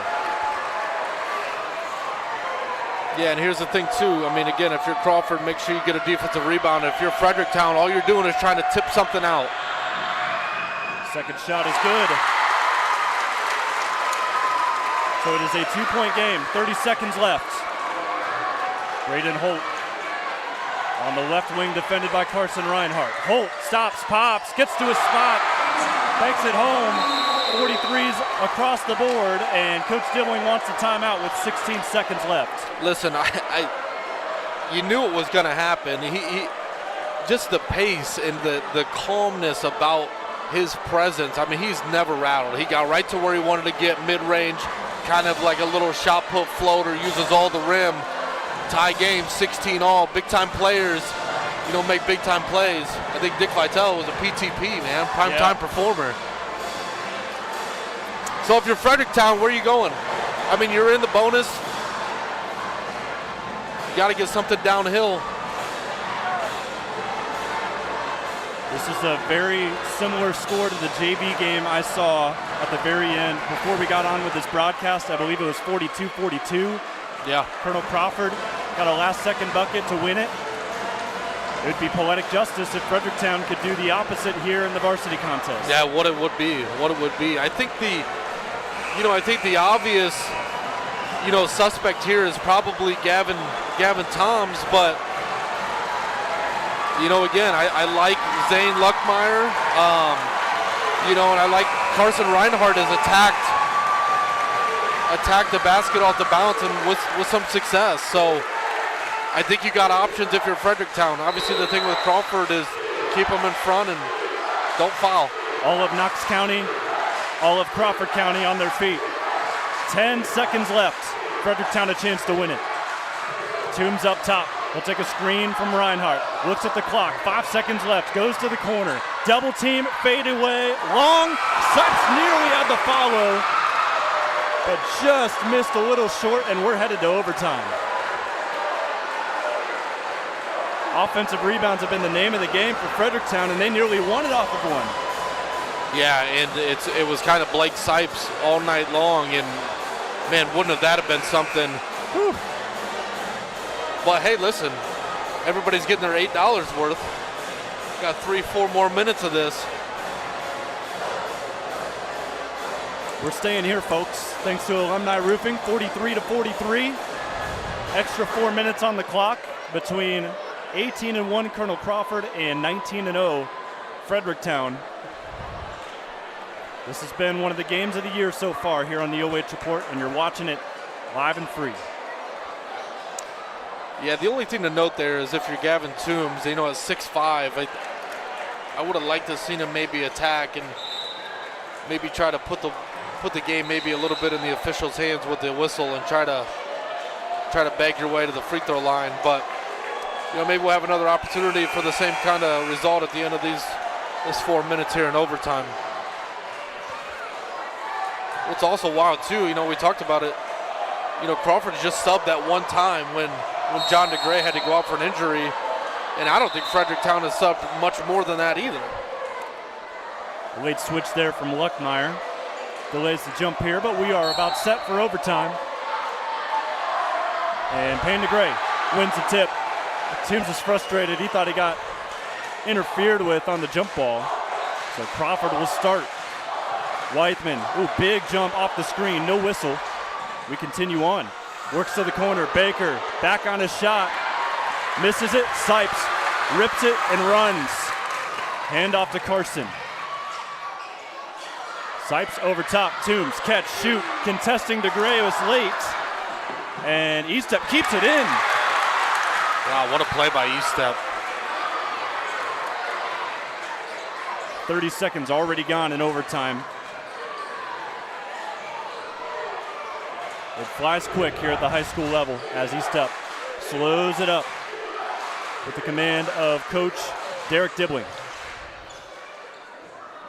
It takes hustle plays like that Tanner Estep just made to be 19-0. It's the little things, and to be able to extend a possession is huge. Carson Reinhardt sees a lane, takes it. Not enough off the glass. DeGray's contest leaves a wide open offensive rebound. You saw Payne jump for the block, and nobody else was there for the board. No, pulled him away from it, and he left.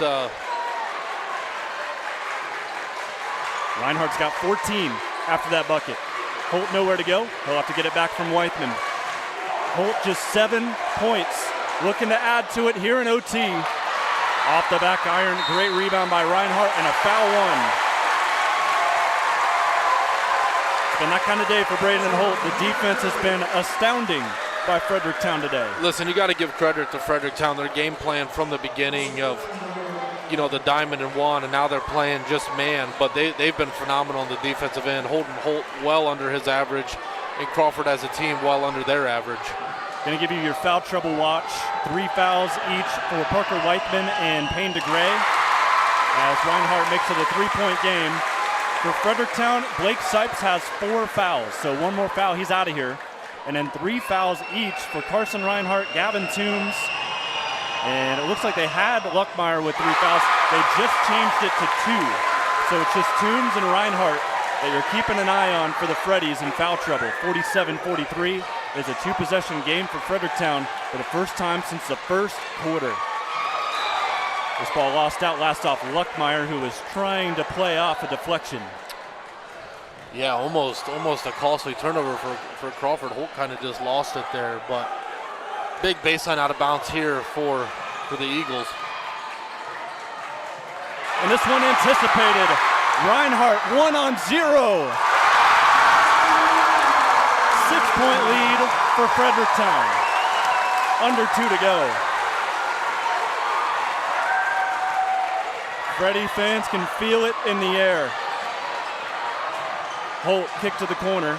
Good contest by Luckmeyer. Rough spacing from the Eagles. Double team, Holt in a pickle. Coach Sheldon lets it go. Turnover. Reinhardt in transition. He's fouled. Count it!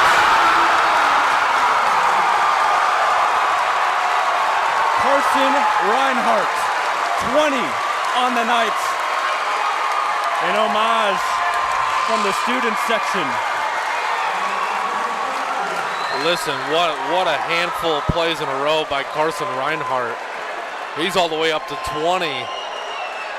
But, wow, what a strong finish. I mean, Baker was trying to foul him all the way at the free throw line, and he just muscled it up to the backboard. Biggest lead of the night for the Freddies is 9 now, 52-43. It has been all Fredericktown in OT. John DeGray sees the ball fall in his hands, and a timeout. Called by Crawford, both teams with 2 left. Huge 9-0 run there to start overtime. Well, I mean, we're 2.5 minutes into it, but wow, really impressed with what Fredericktown did to kind of respond there. Holy cow.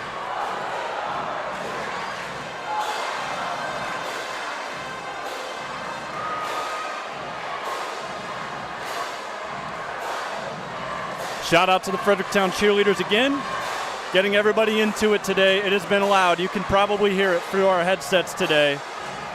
1:21 to go, 52-45 now, and a 7-point game where Crawford is on the brink for a second time this season. They fell to Canton Central Catholic not too long ago, and the Freddies look like they could be the ones to send them to their second loss of the year. Remember, the Freddies on this floor earlier this year, they beat a really, really good Harvest Prep team, and everybody wondered if it was a one-off deal. Well, tonight, they have answered the billing, and at least for now, they hold the cards to potentially go to 20-0.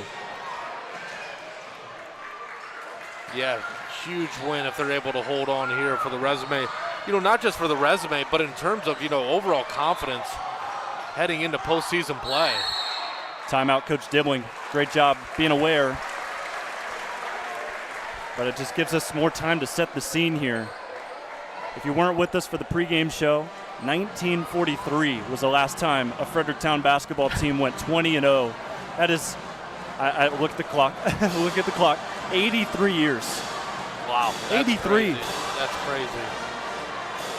Good for them, man. I mean, I told you at halftime after never seeing them play, I'm really impressed. I think their physicality, I think their balance. You know, it appears that people know their role, what they're expected to do. You know, Blake Sipes, for example, he's not really being guarded on the perimeter, but that just doesn't mean he's out there just jacking it up. You know, he's crashing the offensive glass. He's extended possessions. E-step diving for loose balls. Reinhardt's done a really good job handling it. You know, Toombs is obviously, you know, kind of the straw that stirs the drink because he can do it all. But listen, man, they got a really nice squad. We'll see what Coach Dibling, the reigning KMAC Coach of the Year, drew up for his Freddies in his 10th season at the helm here at Fredericktown. Ball lobbed over the top. Dangerous ball to Toombs. Decides not to go up with it. More time will run. Remember, those fouls transfer into overtime, so both teams in the bonus. And E-Step's headed there now. Listen, honestly, great catch by Gavin Toombs on the inbounds pass because does he not corral that? You know, that sails out of bounds. But, I mean, you had referenced earlier that he played tight end and, you know, maybe showing why there a little bit. I mean, it was a heck of a catch just to make sure it didn't go out of bounds. E-Step at the stripe. A modest 2 points up until that shot goes through. Yeah, but he's done so many other things that don't show up on the sideboards. You know, in particular, just the save he had out of bounds was huge just a couple minutes ago. And that's the story of the game here in overtime, at least, as they get a nice bounce to drop. back to that 9-point lead. 4 points for Estep as Holt holds it. Holt trying to force the issue. Fade away, got some contact, no call, and Luckmeyer the board. Things are looking fresh here for Fredericktown, but then Holt snatches up a steal and puts up a 3. Timeout, Coach Sheldon. I mean, that's a very fortunate push there for Colonel Crawford. They forced a turnover, and then it steps right into a Braden Holt 3. It puts him up to 10 on the game. But now you got to watch who picks up this foul. Payne DeGray with 4. 3 each for the shooters, Baker and Weithman. Okay, so they were slow to add it to the scoreboard because I'm like, well, wait a minute. So now they're down 6. Big time shot, costly, turnover there, but nothing hurt if you're Fredericktown. Just get the ball in, secure it. You got 1 timeout left. You're gonna have the ball on the baseline, the ability to run.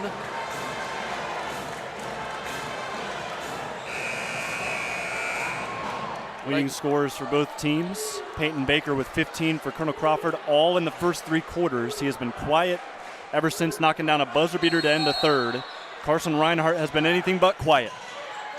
21 on the game for the junior. Toombs in a pickle, wins a foul. Baker thought he got the jump ball.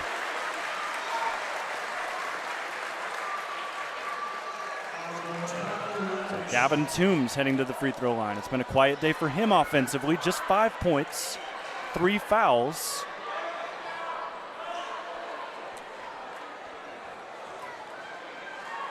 But I think the most impressive thing about this Fredericktown team, they know that Toombs can score, but they've got other guys that they have relied on a lot these last couple of weeks to help them win games.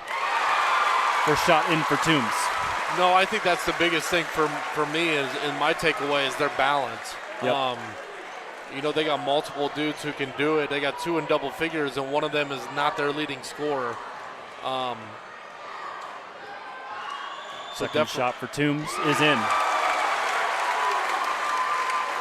56-48. Toombs now with 7 as Holt takes it. 10 points, most of which have accumulated here late for Braden Holt. And it continues. He's now got 13, 5-point game. Confidence starting to step up here for Braden.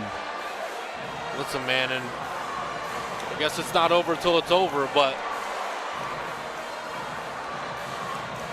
he's got half of his points on the night in the last 15 seconds of game time, and fortunately for Fredericktown thus far, they've been able to make free throws, but Crawford's going to make them make a few more to kind of finish this thing out here. Again, both teams in the bonus. Everything you see there as of now on your scoreboard are correct. No timeouts left for Colonel Crawford. 1 left for Fredericktown if they find themselves in danger here on this inbound. 56-51. Crawford is 19-6 all time against the Freddies, but in the last 4 years, they're just 2-1, and Fredericktown looking to even the series. And I mean, if they win this game, I think Crawford's going to want to schedule them a little bit more often. Very good challenge here late in the schedule. Oh, listen, this is huge for both teams. This home and home might continue on for years to come. Oh, got to go get him. Toombs on the ball, lobs it over to Reinhardt with 21 points. They'll opt to foul him. The 71% free throw shooter will head to the line.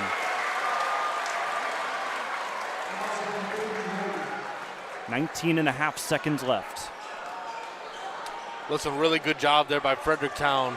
You run off 10.5 seconds. I mean, that's a lot. I mean, you had a third of the game clock that just ran off, and Crawford missed a couple fouls here at half court that cost them 5 or 6 extra. Ooh, as that one just kind of rims out. So for home cooking, Fredericktown, they've had some really unfortunate rolls today on their own baskets. 0 for 1 here. See if they can split the pair. That he does. It's a swish. 57-51. Braden Holt, he's hit his last 2 threes. They're going to go to him again. Double comes. Has to get it out of his hands. 10 seconds left. Baker looks towards the basket. Still no room to shoot. Ball deflected. Baseline. They look to John DeGray. And no timeouts are left. Fredericktown does not have to inbound it, and they're going to walk away with a win. And the Freddies, for the first time since 1943, are 20-0 on the season. Abram, what a battle we saw tonight. Listen, I mean, in my takeaway, the same thing, the same emotion I had yesterday when Brian texted me. He's like, hey, do you want to cover this game? And I was like, again, it was something that I knew was going to be a big-time game, and it definitely lived up to the expectations. And obviously we got a four additional minutes, but well fought, you know what I mean? Talked to Dave Sheldon before the game. Nothing won or lost here. It's a great tournament tune-up for both teams, you know, with key takeaways as they move into the postseason. Fredericktown crowded by their student sections. We'll let them celebrate. We'll step aside. Carson Reinhardt with 22 points tonight as your MVP. He'll join us upstairs once they're all done partying it up on the floor. We'll come back live and free on the OH Report.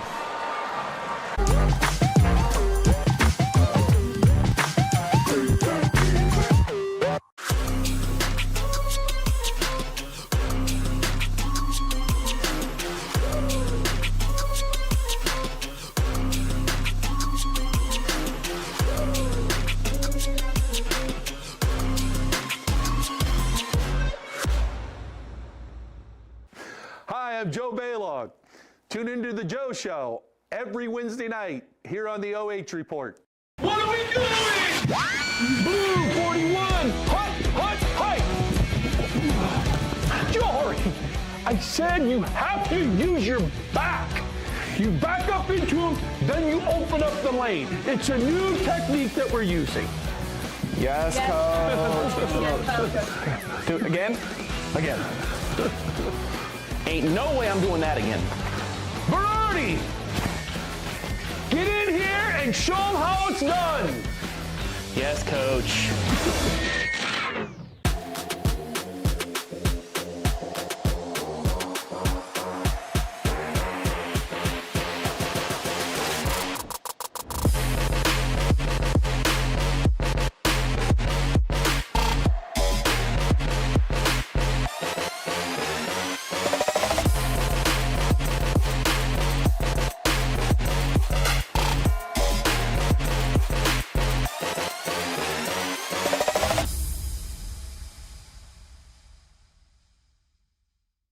Alumni Roofing is a full-service commercial roofing contractor providing commercial and industrial roofing solutions.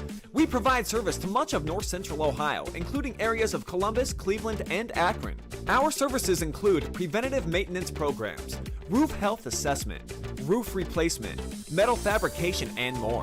Call 419-884-9715 and mention this ad to receive a great free deal. Alumni Roofing would like to give a shout out to the senior class of 2021. Local sports deserve to be done right. We're built for the communities that support the game. This isn't about one season. Every season matters because every game tells a story.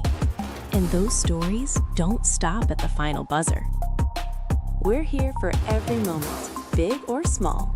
Watch anytime, anywhere, on your schedule. And it's always free to watch. This is the future of local sports. This is the OH Report.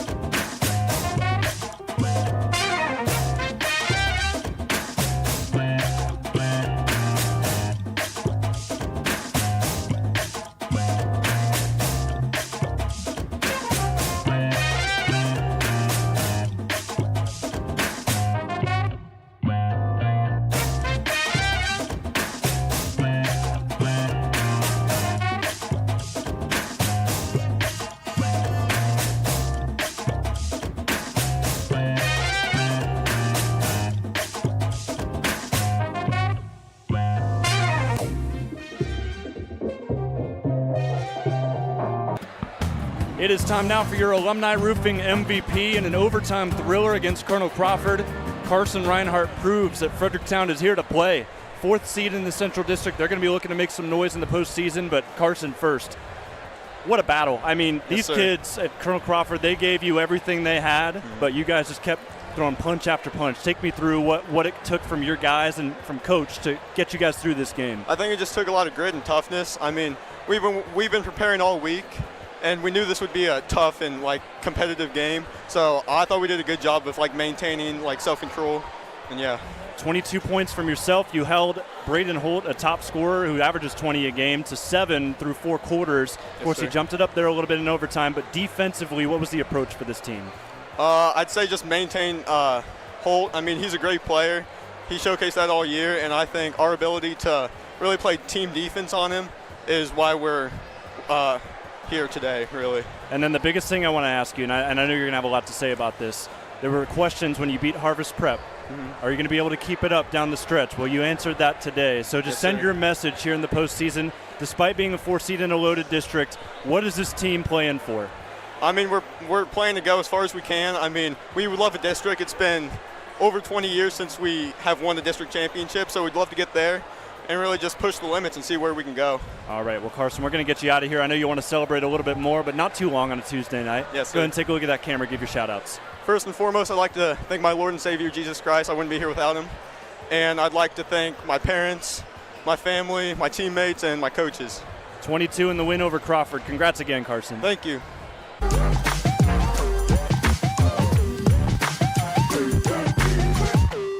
Alumni Roofing is a full-service commercial roofing contractor providing commercial and industrial roofing solutions. We provide service to much of north central Ohio, including areas of Columbus, Cleveland, and Akron. Our services include preventative maintenance programs, roof health assessment, roof replacement, metal fabrication, and more.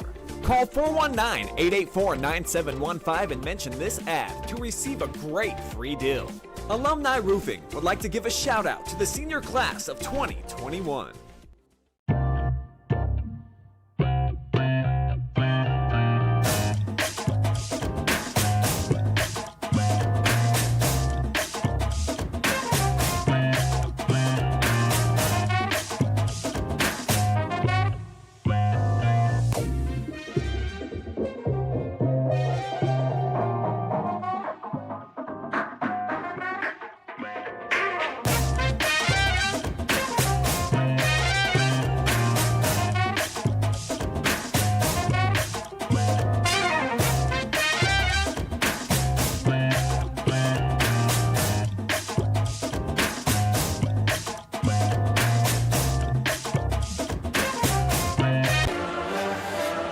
Alumni Roofing postgame show here from Fredericktown and the Freddies. They're a perennial power now after taking down a Colonel Crawford team that just went to the state Final Four a season ago and brought back pretty much everybody. So Fredericktown, a team not to mess with after this 57-51 win. Let's take you through those numbers. Jonathan Langdon alongside Abram Capel as everybody partying it up on the floor. And I mean, I'm looking at these numbers and I think Fredericktown out Crawford. You're looking that's at a great way to kind of word it. Listen, they were great down the stretch, and it basically was 37-31, and Crawford kind of started holding the ball. We kind of talked about it's like 3 and some change to go, but listen, I mean, they were great down the stretch, phenomenal, obviously, in overtime, but really impressed with what Fredericktown did. And like you said, Crawford in the Final Four last year, returning pretty much everyone. That's a marquee win for them if people had doubts about their schedule and resume thus far. So, shouts out and hats off to Fredericktown. 20 for 23 at the line. That's the big story there to help them get this 6-point win. And then we'll show you the quarter-by-quarter scoring. Of course, we don't have the overtime, unfortunately, on here. But, I mean, it was a persistent push. Even in overtime with 4 minutes on the clock, you saw the Freddies score over 10 points to really close the deal. But you're looking at the next steps as well for these two teams. They're both going to stay fresh. They've got some games coming up before the postseason. Crawford, they will wrap up the regular season on the 20th, this Friday, at Seneca East. That'll be their final N10 game of the year. And then Fredericktown coming up on Friday. They will be right back here at home against Utica. Then they'll wrap it up next week with a Mount Gilead matchup where they will get a chance to play Mount Gilead in the regular season to wrap up KMAC play. And if things go the way I think it could, they could play again the very next week in the playoffs. Yeah, that's interesting there. But,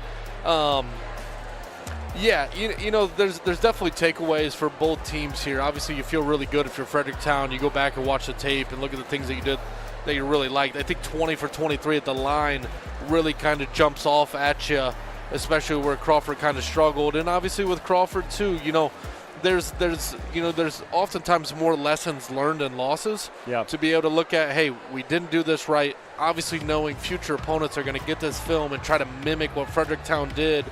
You know, Sheldon's won 300 games for a reason. He's going to get them right. He's going to get them back to the drawing board. He's going to fix some of those mistakes that maybe they made. And, you know, that's why you schedule a game like this late in the season. There's nothing hurt. Only thing that could come from this is just trying to fine-tune those things for both teams to try to win a district championship, make it to the Sweet 16, and hopefully further. That's obviously the goal at this point. So, and the big M word is momentum, and Fredericktown got it all here tonight. Thanks to this win. Of course, they'll be looking to go 22-0 in the regular season if they can get those next two wins, and they'll move on to play Pleasant in the first round of the playoff.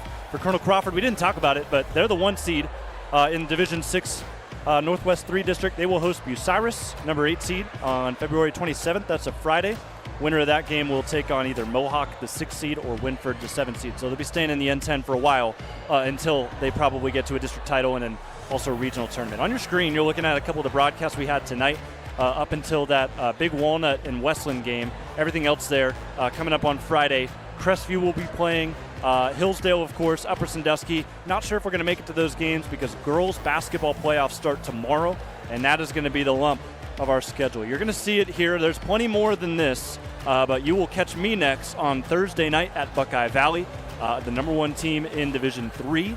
They're going to be taking on Licking Valley to start their playoff run. So thank you so much tonight for tuning in with us. It was a historic night on the OH Report as we saw 2 teams battle it out. Fredericktown 20-0 for the first time since 1943. That is 83 years, folks, of history that we just witnessed broken here tonight at Fredericktown High School. Jonathan Langdon here, Logan Hines, your statistician, Abram Capel. Thank you so much for hopping on with me. Also, yeah, absolutely. And then Brandon Powell, of course, your camera operator, too. And then also a big shout out to Alumni Roofing here in Fredericktown, your exclusive sponsor of the game of the year, it seems, on the OH Report with how this one played out. It's an overtime final, 57-51, Fredericktown over Colonel Crawford. Have a great rest of your night. We'll see you next time on the OH Report.